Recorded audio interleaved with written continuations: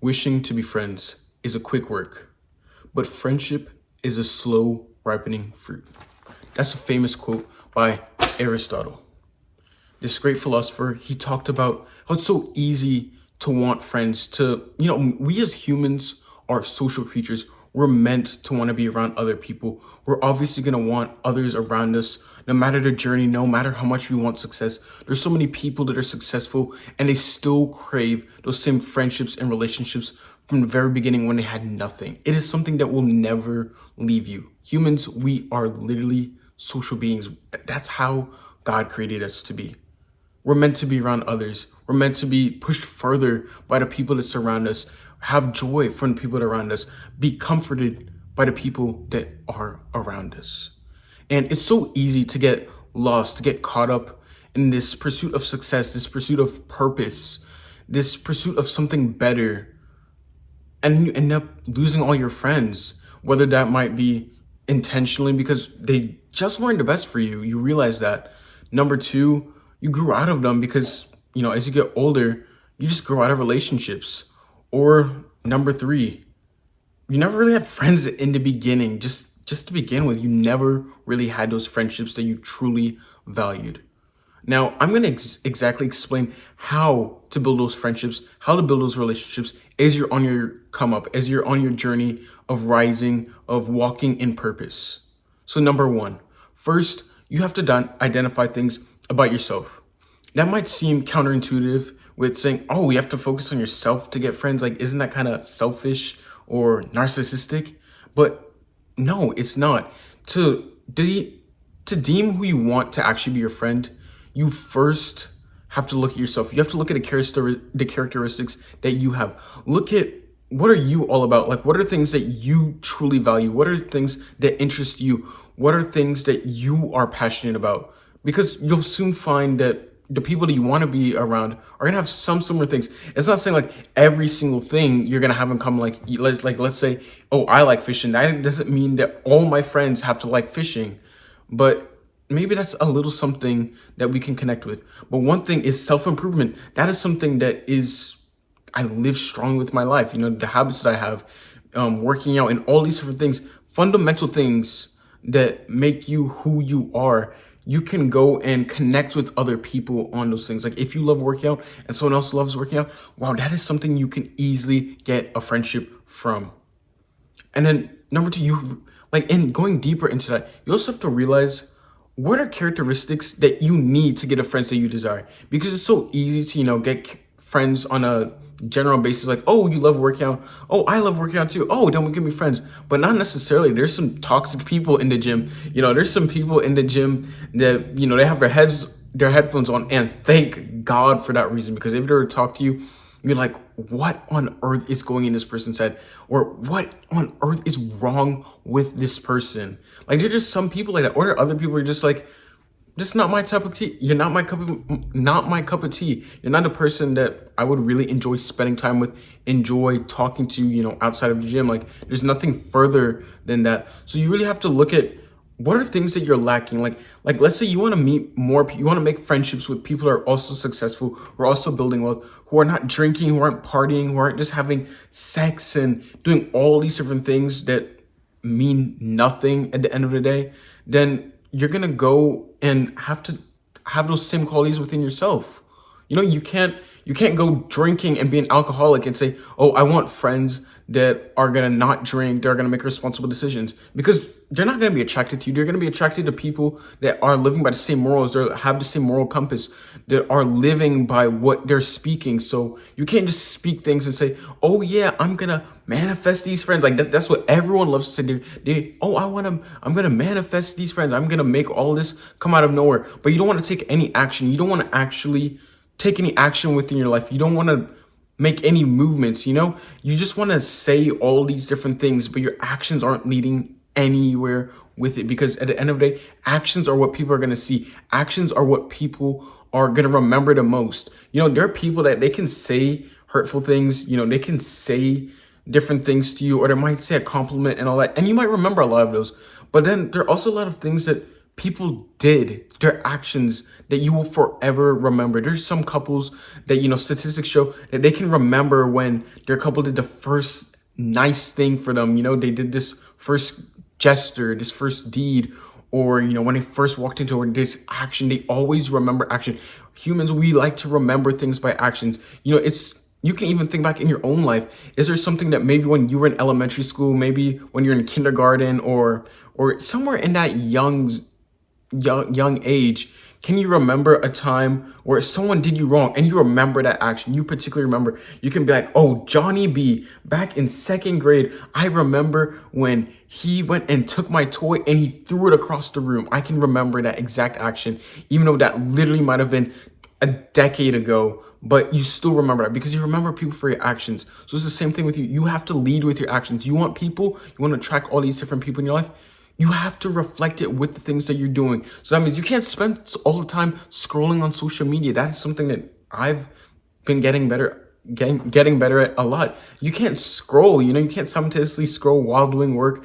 You can't smoke. You cannot take part in drugs. You cannot party. You can't live the life you want to go and party, but then you expect to get excellent friends. So this leads me into my next point.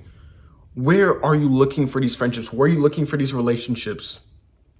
If you're looking in trash places, you're going to get trash friends. Where you look is what you're going to get. No one is going to go looking for a diamond on top of a roof. It sounds so stupid even hearing it. Why would you look for a diamond on top of a roof? You're not going to find it there. And it's you look at all these different things. You're not going to just find...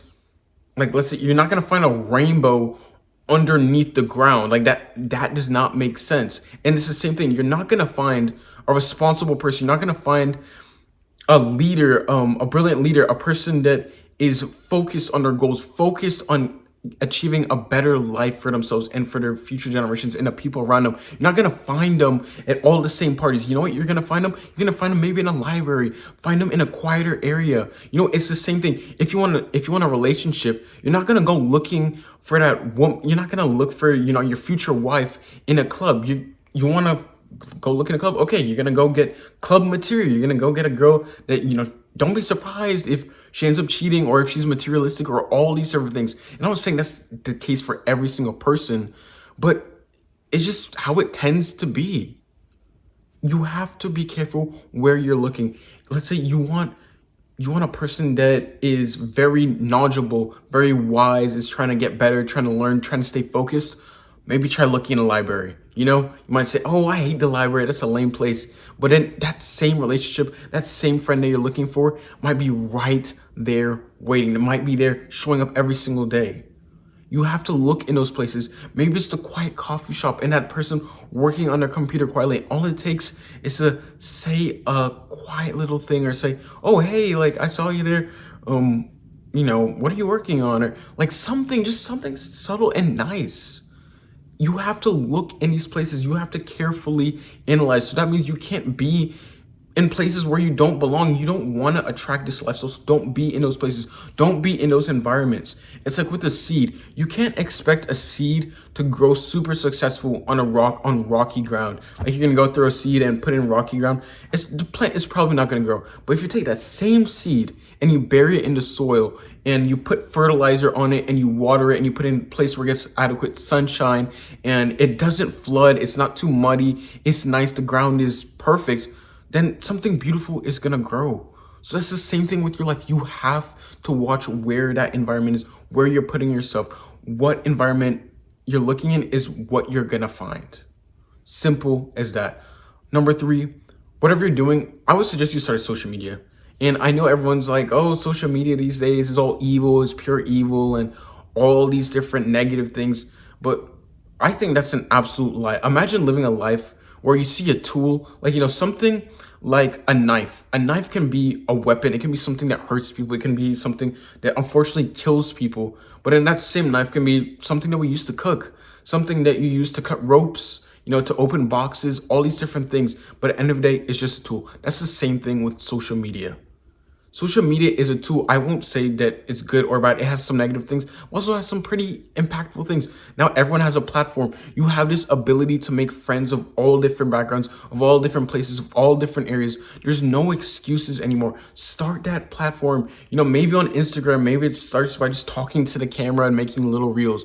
Maybe it's just with YouTube, what I'm doing with this little YouTube channel. And this isn't even my primary YouTube channel. And what I do, I talk about self-improvement, talk about the things that really interest me and give value in that aspect. And I've been able to, connect with some other people through the same channel, be able to connect with them on here and then connect with them further on Instagram and through my newsletter, which you can subscribe in the description below. Subtle plug. But you can do all this just by a social media following. And I know not everyone is meant to have this super big following. Not everyone is meant for this. Maybe it can just be your little outlet. Maybe it can be just something that you speak and connect with people on. But there's truly no excuse for that. Because think about it, social media. Now we're able to find people that there might have been 5 people that are interested in self-improvement within a 10-mile square radius. I mean, a 10-mile square radius of you. But then with social media, that's a whole entire globe. Then there might be hundreds of thousands of people. There might be millions of people that you're now able to connect with because you have access to this whole entire globe. You have access, think about it, even just access to the state. Imagine you're able to talk to every single person within your state, your province, or whatever, or like your city. Now imagine that going further, every single person within your country. You're now able to talk with them. You're now able to connect with them. That's what social media allows. That's what social media opens the doors for. So just post your journey. Be honest, be real. Not everyone is meant to be a teacher, but just start something and you might be able to get some amazing relationships from it. You might be able to connect with other people. Now, fourth, what I would say is you just have to be yourself. Stop trying to be someone that you're not. It's so often that I find people that they can't connect with other people. They feel like their relationships that they have are truly empty.